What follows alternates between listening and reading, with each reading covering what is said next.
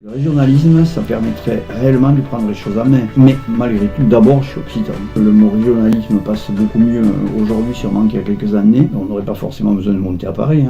Bonjour à tous sur Politique en fait. Parlons d'un autre sujet sensible, le régionalisme, avec comme invité Jean-Luc Davezac, président du parti Bastir-Occitanie, un parti régionaliste d'Occitanie logiquement. Mais quelle est sa conception de la place de nos régions?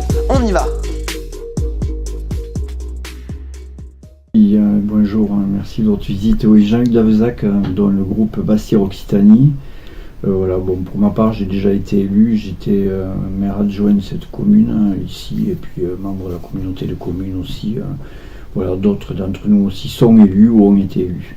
Et préside même Bastir-Occitanie, un parti occitan qui a présenté certains candidats aux législatives que vous avez même pu voir sur notre compte. Mais quelle est la différence exacte entre ces partis? Donc entre régionalisme, autonomisme, indépendantisme, séparatisme? Ouais, nous c'est régionaliste. En premier lieu, c'est régionaliste. Ouais. On a déjà préparé une liste, présenté une liste il y a un an au régional en Occitanie. Régionaliste pour bien montrer en fait qu'il était tout à fait possible d'être suffisamment nombreux et que ça tenait finalement au ventre et au cœur de pas mal de personnes d'avoir une région qui soit nettement plus axée sur donc avoir nettement plus finalement de compétences.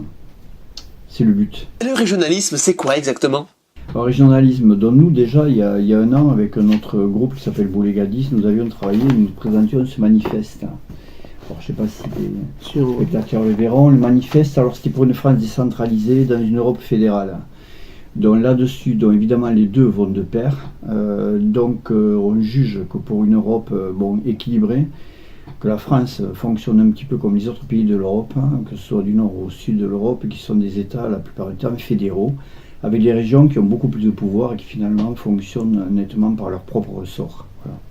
Pour compléter, voici la définition du régionalisme du CNRTL. Doctrine sociopolitique apparue au XIXe siècle, posant pour principe l'existence au sein de l'État de communautés culturelles, sociologiques, économiques, correspondant aux régions et réclamant la reconnaissance politique de cette réalité.